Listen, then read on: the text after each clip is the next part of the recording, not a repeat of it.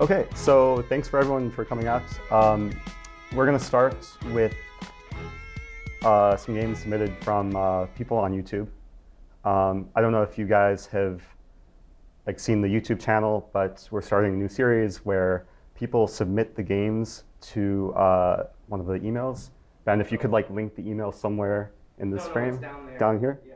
Okay, yeah. Just submit it to this email, and it will get to whoever the resident GM is. And then if it's decent quality game, we could go over it. So I'm going to start with some games which I found pretty interesting. I don't know if we'll get through all of them, but hopefully we'll get through most of them. So first game, you guys can see okay? Put it in training mode. And most people write a little note to Jonathan for some reason. I don't know why Jonathan is always the point of contact. But this game was submitted by, I don't want to hurt myself pronouncing this name, Hiro Higuchi. And it was actually from a tournament that I played in. It was a US amateur team tournament in Chicago a few months ago. And he lost to a higher player. And I thought it was a really instructive game at certain points. So I'll take you through and then just explain those moments. So it was ready opening. I don't know if anyone plays this. Has anyone played this opening as white? Kind of English ready. After e6, white usually has two main moves, either g3 or d4. What white played in this game is sort of unusual. Played e3. And e3 is a little bit committal because you're basically committing your bishop to develop to e2, or maybe eventually d3. And it's not that friendly to this bishop. And usually if you're going to play e3, then later you'll have to play b3 and bishop b2. So if you're playing this as white, I would usually recommend playing g3 or d4, as those are the more challenging lines. But OK, e3 was played, knight f6, knight c3.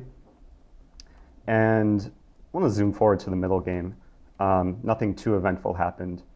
One thing I should note, though, is that if white plays an early g3 and bishop g2, then b6 is sometimes harder to play if the bishop's already developed to the long diagonal.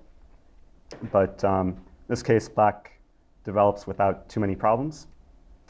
And they reach this position where this is the first interesting moment. White played d3, which is a little bit passive. And I don't know if I understand the purpose behind this move. I think if white wants to go for some more active play, a better option would be to take. And one of the points behind taking is that, let's say e take d5, then white can play d4. And the idea is to kind of open up the position and eventually trade these pawns. And if black ever takes on d4, does anyone know what the best piece to take back with would be? There's three options for white. You can take with the queen, the pawn, or the knight.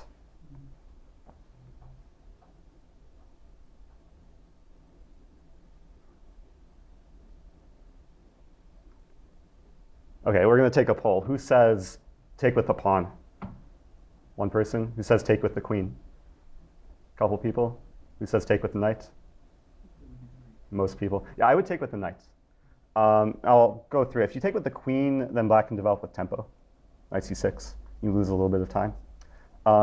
You take with the knight because you leave black with the isolated d pawn. And this is a very common goal in a lot of these openings, is to leave your opponent with a isolated pawn that's blockaded by a knight. It would be maybe a slight mistake to take with the pawn, because then both sides have an isolated pawn. And white can't really argue that there's much advantage here. So a slightly better way of playing. But what I noticed in this game, white kind of played passively. And then eventually black did very well to take advantage of white's passive play. So we'll go forward, knight c6, queen d2. Now black plays rook c8 here. A better move would be d4, just more aggressive. Point being that if black would take back with a pawn, and it's just really nice space advantage for black. And if white plays something like knight e4, then black can take an e5. And this is just an incredible position for black, especially right out of the opening, to have more space in the center, actually defended past pawn on d4. And I would very much prefer black here.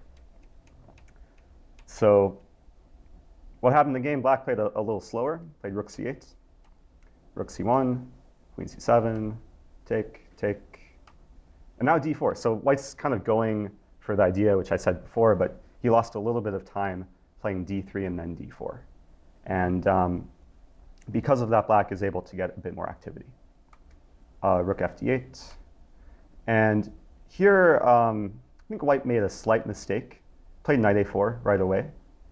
And my general recommendation, whenever you're kind of leaving the opening and entering the middle game, you want to make sure that your pieces are optimized before you carry through with some plan. And in this case, white's developed for the most part, but there's still the rook to improve. So I think the most intuitive and most natural move here would be rook d1. Just make sure all of your pieces are in good position before you start going for something. And this is a theme that we'll see in the other games too, where sometimes if you go for a plan too early, then your pieces won't be on the best squares to better equip yourself for what's going to happen. So yeah, rook d1. And just one interesting thing about this position, neither player would like their queen on the C or D file, because the C and D file are occupied by both rooks. So a common move for black here would be queen b8, just to get off the X-ray vision. And interestingly enough, a move for white would be queen d3, to maybe maneuver to b1, or maybe more aggressively maneuver to f5. I thought it was interesting. Whenever the rooks are lined up like this, and files might open up later, you don't want your queen on the same file as your opponent's rook. So OK, what happened in the game? Knight a4, zoom forward, knight e4, queen c2, queen b8, very good move. And now we see there's some issues for white. So take, knight c3, take. And now this is a really key position, and I was really, really impressed by what black did for the next several moves to pretty much gain a huge decisive advantage. So I'll let you guys think for a little bit in this position, and then we can discuss. But if anyone has any ideas for black, feel free, shout it out, and we can discuss. You said d4? Yeah. It's exactly what black did. d4 is by far the strongest move. Knight b4. Knight b4 is a threat, but you could allow white just to simplify with bishop take b4. Yeah. But d4 essentially gives white the most problems. And the goal for black is to open up the position, because the pieces are better placed for black. And usually when your pieces are better placed, the opening of the position favors that side. So what black wants to do is perhaps exchange these pawns, and then the C file would be open, and there would be more tactical possibilities. So from this point forward, we'll see that black does a really good job at keeping the initiative. Pretty much every single move for the next, I think, 4 or 5 moves is a very direct threat. So the first threat, of course, black's attacking the bishop. White plays bishop to b2. Black continues initiative, knight b4, forcing the queen to retreat, queen b1. Black continues initiative with a very nice move here. I'll let you guys try and think to find it. D3, very good. And notice black is pretty much improving every single move, like d4, knight b4, d3. And white is kind of worsening the pieces every single move. Bishop b2, queen b1, now bishop to d1. And it continues like this, d2. Kind of a strange position to have a pawn on the second rank in the middle game. But what this is doing is basically setting up some tactics, because it's forcing the rook to move. Rook doesn't have too many options. In the game, rook c4 was played. And now what should stick out immediately is now the rooks are aligned. And the move should be screaming itself, bishop to a6. So what's going to happen from here is black won material and then ended up winning the game without too much more effort. I'll show you the final few moves. What white tried to do was kind of try and take over the initiative, because so far it's been black dictating all the play. And white tried to make some counter threats, but what ended up happening, black just diffused everything and won pretty easily. So white played rook g4. And what this does, it saves the rook on c4 and attacks g7. And black does have to be a little bit careful, because there's pieces aimed towards the king side. And you don't want to get careless here and play a move like bishop take f1 and run into rook take g7. So I like the way black played, f6. Basically just doling the bishop on b2. And this is very common, like positionally in chess. Whenever there's a bishop fianchettoed, if it's staring at a pawn chain, then bishop isn't as strong. Queen e4. White was trying to be resourceful, attacking bishop on e7. Black simply plays queen d6. And notice earlier the tactic was a skewer, but it's still a trap. The rook on f1 is just trapped. So white can't really get out of it that easily. Rook take g7 was played. And this was, I guess, just desperation. White didn't know what to do, so just tried something desperate. But at this point, black is much, much better. So rook takes g7. A move like rook g4 in this moment? Rook, sorry, h4? h4, yes. Mm-hmm. I mean, Maybe that's a better try. Just hope for something. The pawns a little more, I don't know. Yeah, probably rook h4. All black wants to do is just simply defend and then win material. I mean, It's actually a really cool move here. No, but now there is f5. Oh, f5? Actually, I didn't see f5. Yeah. Looks like it attacks the queen and the I was rook. looking at the move before queen e4, maybe. Like some strategy to weaken the pawns. Right. Before bringing the queen maybe to g6 or something. But before queen e4. Yeah, f5 is just kind of a simple tactic. You defend h7 and you attack the queen and the rook. The move I was looking at is bishop d3. It's kind of cool. Yeah, great. Defending the h-pawn through x-ray vision. So I think either of these moves. Maybe we combine our ideas. Because white plays queen g4, then you play, oh, you don't play f5 because it's made on g7.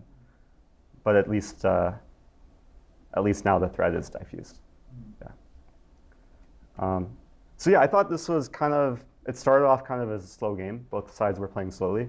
And then white just made a few mistakes, like played too passively, didn't play d4 quickly enough, didn't develop this rook on f1, which turned out to be kind of the cause of loss for white. So any questions regarding this game?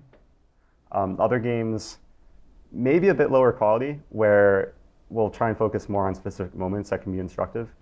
I will say that there are some games that were submitted very low quality. We might look at those briefly just to kind of laugh and try and learn a lesson or two. But let's move on. So, okay, next game. I went through these games earlier, and I think there were some things to learn about this game. This was from, I don't think he says his name, but this is Dynamic Chess. I believe this was an online game, 5-minute time control. And this was actually a really cool game. I was pretty impressed with this game because the player was, decent player, but he kind of played pretty brilliantly. So, and I think we'll zoom through the opening quickly. I'll just point out one or two quick things. But later in the game, there's like a brilliant kind of combination. So it was a London for white, King's Indian for black. Anyone play the London here? I know you do. I play London too sometimes. Anyone play King's Indian? Yeah? Again, yeah. Okay. So it started off very normally, but out of nowhere, white played a very strange move, h4. And you'll see this in a lot of openings where, maybe more middle games, where white wants to attack against the fianchetto structure. And the idea is to play h5, open the h-file, and attack. In this position, h4 isn't really good. It's premature. And it's also kind of applies to the same lesson we talked about earlier, that you want to develop all your pieces before you start doing something. And in this case, white is not fully developed at all. So it's better for white to like play, I don't know, c4, knight c3, maybe bishop e2, bishop d3, and then later, if it makes sense, maybe go for a kingside attack with h4. But h4 right away, first problem is white's not threatening h5 because just knight take h5. Second problem is it weakens the g4 square. And black can very safely put a bishop on g4 and not have to worry about h3. And this is a very common problem. Whenever you play moves like h4 or a4, you're usually weakening the g4 or b4 square. So we'll go forward. Black eventually puts the bishop on g4. Then bishops get traded. And if we notice, black is pretty much completely done with developing minor pieces and castling, and white still has work to do in development. c4, now e5. And this is a very common type of principle in chess. When you're finished development and your opponent is not, you want to open up the position as quickly as possible. And that's very important that you try to do it quickly, because if you give your opponent a few free moves, sometimes it won't be as strong. So in this case, I really like this move e5. It has a few threats to it, basically forces white to take, bishop g5. And again, we see a nice example of the initiative. I'll give you guys a few moments to think in this position, black to move. And you want to look for threats, but you also want to look for kind of weaknesses and targets. So rook e8. Why? Just to set up a future pin. Mm-hmm. With the Oh, because you're maybe knight. you have some X-ray vision.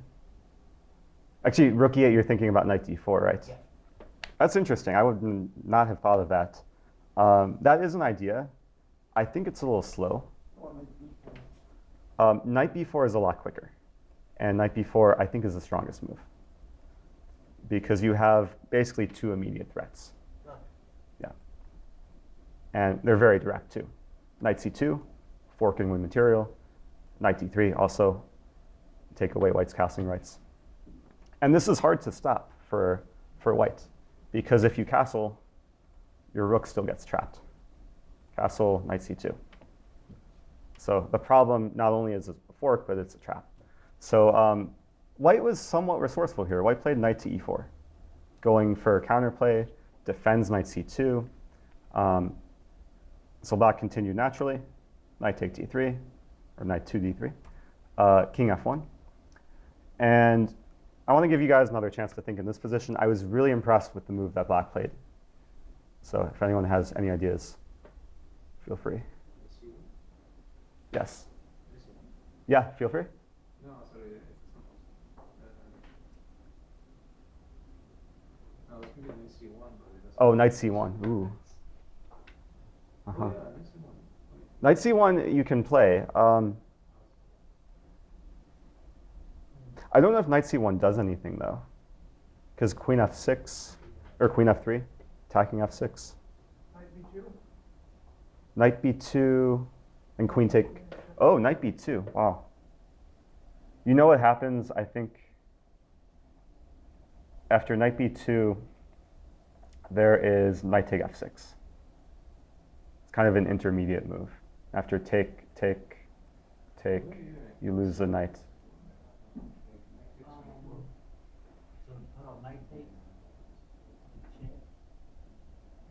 I think, yeah, maybe you guys saw the move briefly. The move is knight take e4. Yeah. And knight take e4, it may not come to mind right away because it loses your queen. But the idea is you're sacrificing the queen for just really good piece placement. You get both knights in the center. After bishop take d8, which happened, rook take d8. Rook supports the knight on d3. Like almost all of white's pieces are pushed back, and black still has threats here. And the material loss isn't that bad either, because it's what, a rook and knight for a queen. So so game continues. And I think we'll just kind of play through the moves and look in awe at the way black managed to convert this position. There were some improvements along the way, but did I mess up somewhere? Knight take e4. Oh, rook f take d8 was played. Rook a take d8 maybe slightly better, but the game continued from here. Knight c3, take on f2, free pawn, and f5. I like this move. It's very resourceful. Black's pieces are relatively well placed, but black wants to improve the structure and just have a really nice pawn chain to support the knight on d3. Knight d5. And something weird happened here. Black played c6, knight c7, rook a c8, knight e6. Basically got into black's territory, but white's not winning anything. After rook d6, knight traded off for bishop. And the problem for white is white can't really make use of any of the open files. Like usually when there's a material imbalance like this, and you have a queen, or you still have two rooks, you want to look for open lines to control.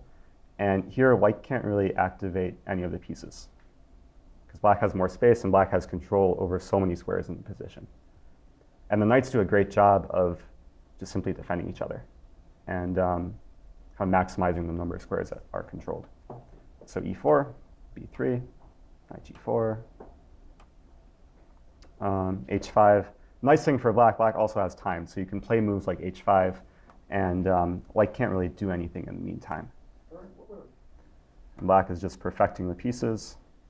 Knight to e5, queen b2. Rook e6 was the one move I didn't like from black. I don't think there's any reason to move the rook off the d file, because eventually black wants to penetrate with a move like rook d3. So I think a better move here is just move the king, like king h7. Unpin the knight.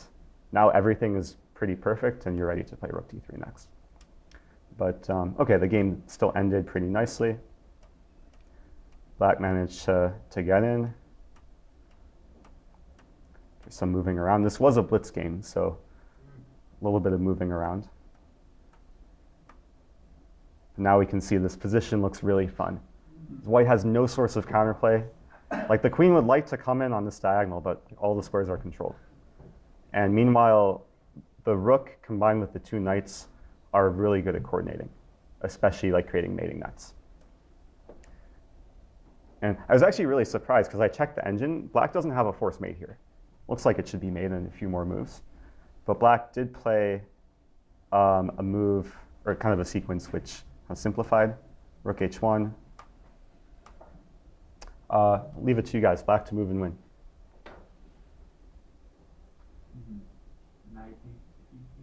Knight e3. This is actually the only winning idea in this position. You could play rook h1 and repeat, but knight e3 was played, and white resigned, because the rook on e2 is pinned to the rook, or pinned by the rook to the queen on b2. So pretty cool game. Any questions? I was debating whether to show this game. I'm going to go through this game really quickly, because it shows like how a good player beats a bad player, or like a kind of beginner. And it was sent to the club by someone who has never played a rated game in their life. And they sent this game and was asking, I guess me in this case, to judge their ability based on how they played this game. And I will say it's hard to judge rating based on one game, especially if it's a really short game. And I will say that the player who sent this game and won this game probably played like a grandmaster, because black made a bunch of mistakes. White did everything right to take advantage of those mistakes. But I will also say that it's usually better to look at the games where you lose, because that says more about your play, more about your weaknesses, and you can learn a lot more from those games. But for this, we'll just go through very quickly. I'll point out some more basic ideas. Black played normal opening to start, and then out of nowhere played g5, maybe inspired by Hao Yifan, that recent g4 incident. But what happened in this game was black played kind of on the wings. Black was slow in development, and white did everything right. White played in the center, developed the pieces, and then eventually tactics finished things off. So, and this is a common rule which sometimes is overlooked, even at higher levels. When your opponent plays on a flank, it is usually best to respond in the center. So white plays best move, d4, g4, take, take. Notice it's move 6 and black hasn't developed a single piece. Still hasn't. And white's being very efficient with development, like every move developing a new piece, improving. Queen a4 is nice. And now I'll say that like when your pieces are on really good squares, then you want to look for tactics. And in this position, I'll actually leave it up to you guys. White to move, win material. Very good. Yeah, you want to realize that this pin is very deadly. And you want to clear out the e5 square. So this is a classic clearance tactic, where you remove the piece from the square you want to access with the pawn. And okay, one piece was enough. e5, queen c2. The finish was nice too. Rook d1, skewering the queen to the checkmating square. And black resigned here. So, any questions about this? Okay, another really kind of nice example of a stronger player beating a weaker player. And I like the way that white kind of managed to take away or take advantage of black's positional mistakes. And then the game ended really quickly due to like overwhelming attack. So we'll see the opening, another King's Indian. This time white is playing kind of more main line. And I will say, usually in the King's Indian, it is a bit more common for black to play e5 here. And if any of you are familiar with the King's Indian, usually after e5, it might look a little strange because the pawn is attacked twice, only defended once. But this is usually OK for black because if white gets greedy, tries to take the pawn after take, take. Let's say queens get traded, and white captures a pawn. White is temporarily up a pawn, but what move can black play in this position? Yeah, knight take e4. And this is the power of your bishop on g7. And black wins back the pawn and probably has a better position. So the mainline King's Indian, just to show real quickly, is white usually castles. Black plays knight c6, d5, knight e7. And then it's a very sharp game where white goes for attack on the queen side, and black goes for some kingside attack. But this game, it was different structure. Black played c5. And this is more known as a Benoni structure, where if you ever see black pawn on d5, white pawn, or black pawn on c5, white pawn on d5, you can instantly think Benoni. And one of the rules about the Benoni is your bishop on g7 is your good bishop. Even though a good number of your pawns are on dark squares, the bishop is outside of the pawn chain, so the bishop and the pawns actually work together to control more dark squares. And this is relevant because later in the game, black made a pretty big mistake dealing with the bishop. So castle, a6. Another plan in Benoni, black wants to play b5. And usually this takes some time to prepare. Usually black wants to play rook to b8, sometimes maneuver the knight to c7. And it's very important. Any opening you play, you want to understand what pawn breaks you want to play in like the middle game structures. So b5 is a pretty standard plan for black. Also standard for white to try and stop b5, play a4. And here black played rook b8, which I think is a slight inaccuracy, and this is sort of a more high-level idea. But after black plays a6 and white plays a4, white is actually threatening to play a5, which would really shut down the plan of b5 because there would be en passant possibilities. So the better move here for black is actually to play b6. And what this does is it attempts to prevent a5, and then still later allows black to carry through with the plan of playing b5. So this is one of these ideas which is kind of just unique to the Benoni. And if you're a Benoni player, you should know about this. But anyway, rook b8, white goes ahead, plays a5, knight e8, bishop d2. And I think it was this position black made a very, very bad move. And sometimes this happens when you're in a position you don't know what to do. You might freak out. You might just end up making the wrong decision. And really didn't like black's move here, is bishop takes c3. And earlier I said the bishop is one of your best pieces. So it goes without saying that you should not trade off your best piece. And Maurice, actually, I don't know if any of you watched the US Championship commentary, but he is very motivated about talking about trading pieces. And he teaches that you shouldn't trade pieces unless you have a really good reason for it. And trades should either be forced, where you have to, or fantastic, where you're getting something for it. In this case, bishop takes c3 is neither forced nor fantastic. So it was pretty bad, as we'll see, because after the bishop leaves the board, then the dark squares become weak. And the fact that white still has his own dark squared bishop creates a lot more checkmating possibilities. So b5, OK, black finally gets b5 in, but it didn't really end up mattering, because after queen h6, checkmating square is on g7, also h7. And we'll see after f6, knight g5. Really nice move, taking advantage of the fact that this f pawn is pinned to the g7 square. And knight g5 goes for the other target on h7. For rook f7, I think rook f7 is the only move to avoid checkmate, if I'm not mistaken. But of course loses material. And then, as we can see, black had no chance.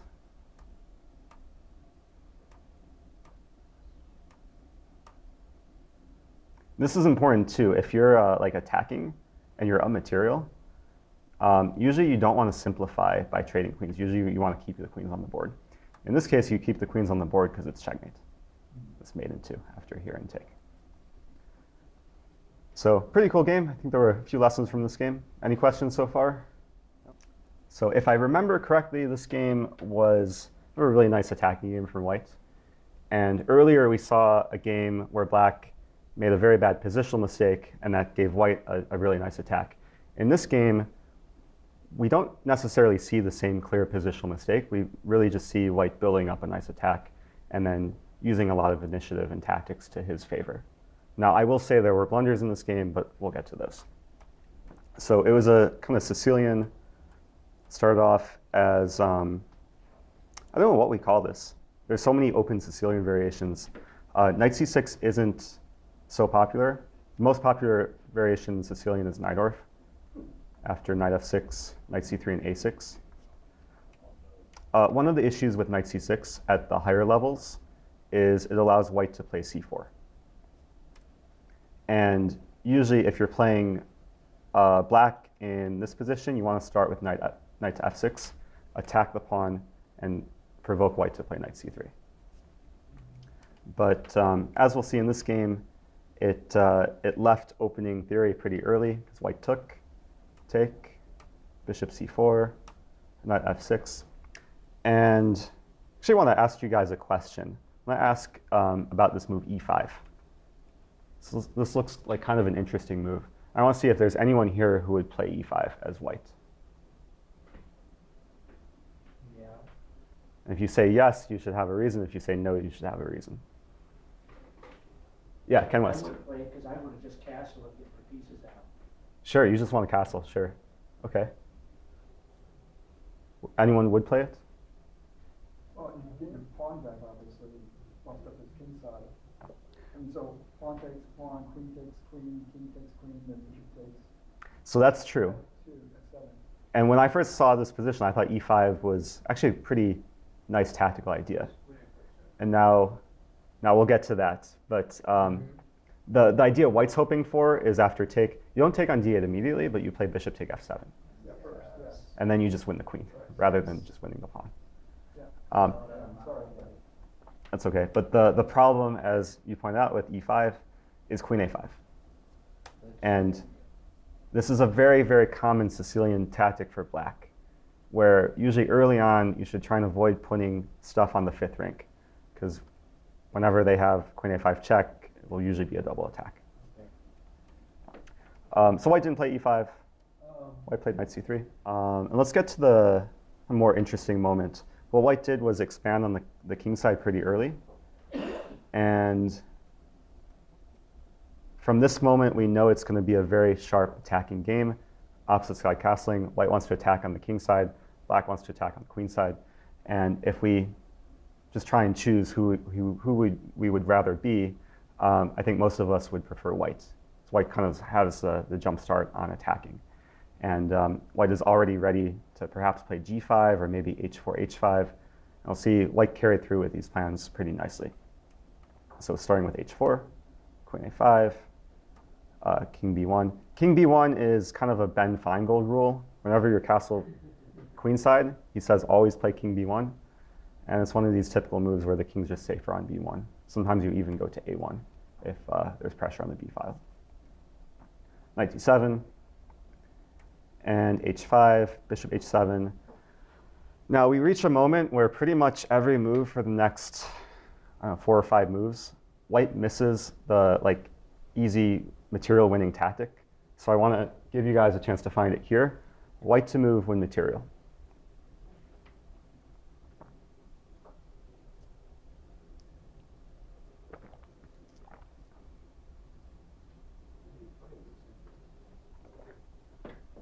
Yeah, knight d5. And actually, when I first saw this, I thought white's just winning a piece. And the idea with knight d5 is after queen take d2, you don't take back the queen right away. You take on e7 with check, kind of a intermezzo. King h8, rook take d2, white's just up a piece. Now I'm actually realizing that queen d8 is possible here.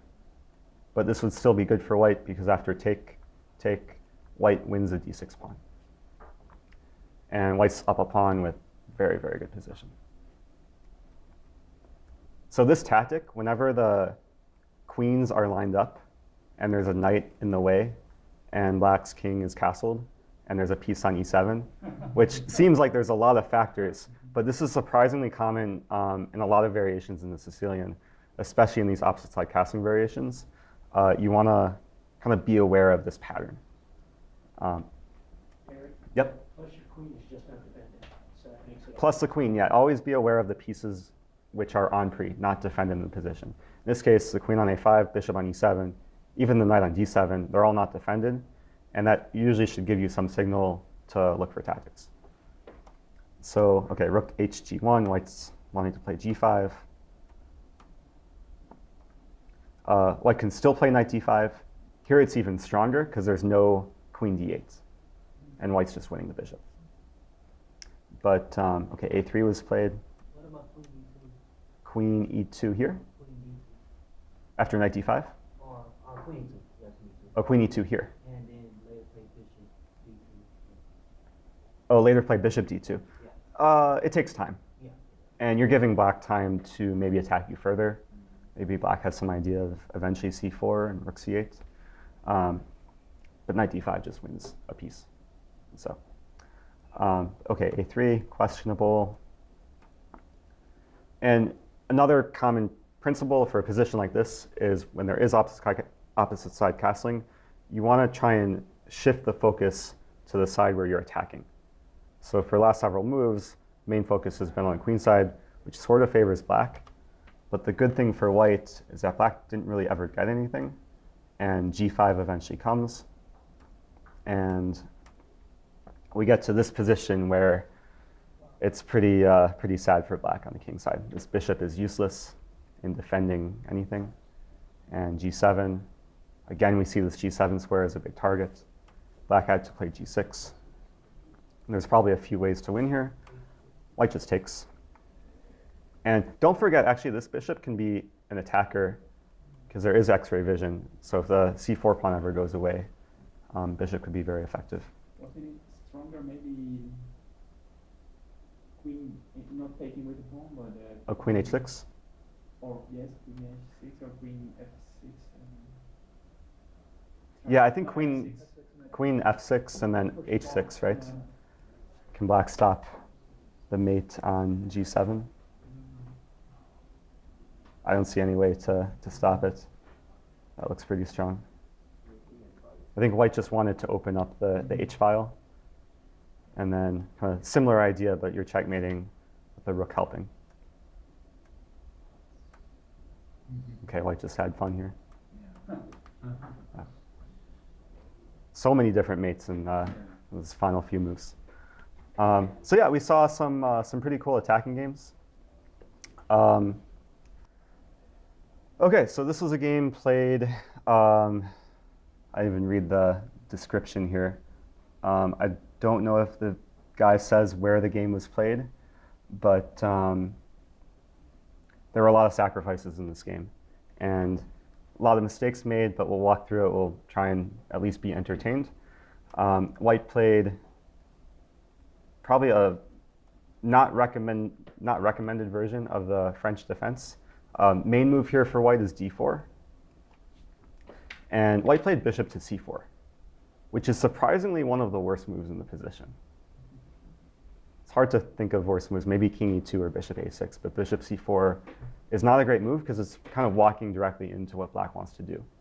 And what white is trying to do is fight for d5, but it's actually making d5 stronger, where black plays d5 anyway, and you lose time moving your bishop twice.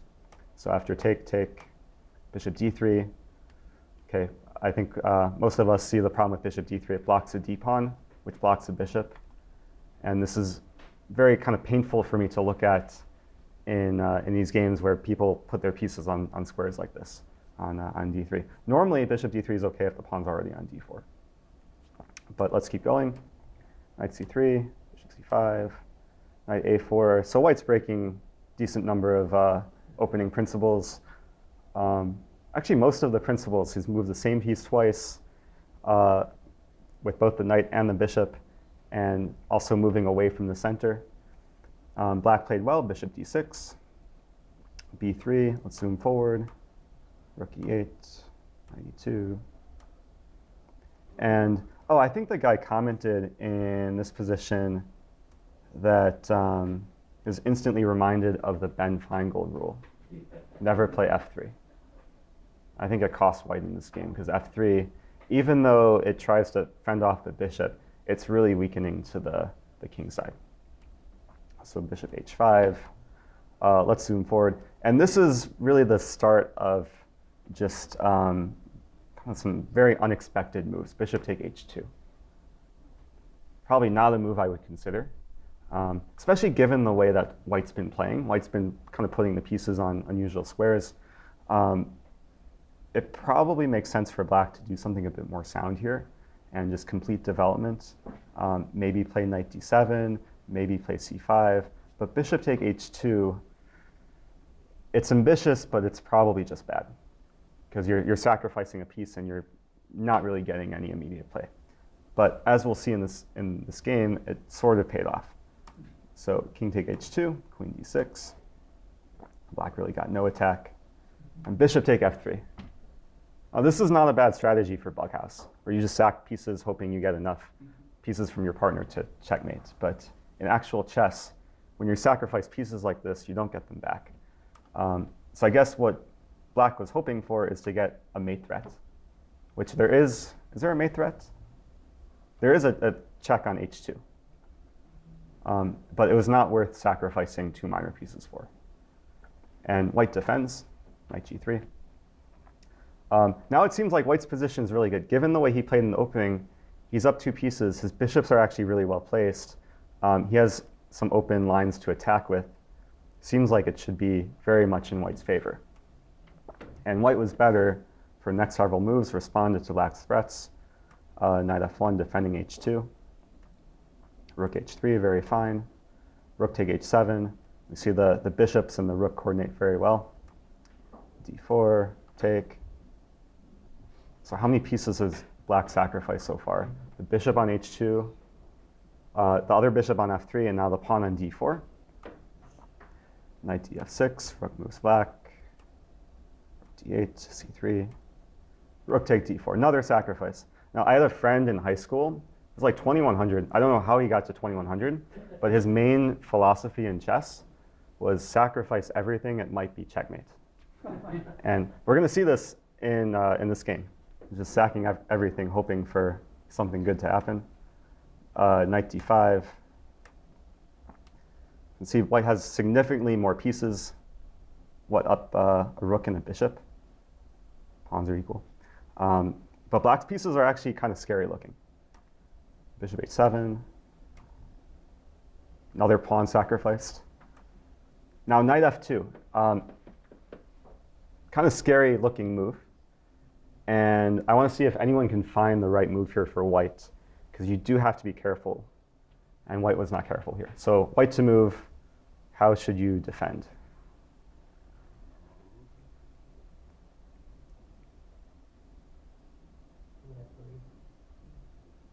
Queen f3, I think is a very good move. Yeah, queen f3 is probably one of the best moves. The move that white played was king take f2, taking the final sacrifice piece. Black had to at least sacrifice like 6 pieces and pawns, and then queen take g2 mate. So we see this, I don't know if any of you have seen the Immortal game, where there's all these sacrifices and white checkmates in a very beautiful manner. I'm not sure if I would consider this game immortal because just of the sheer number of blunders, but it was at least very entertaining. And maybe it will be immortal because it'll stay on YouTube forever.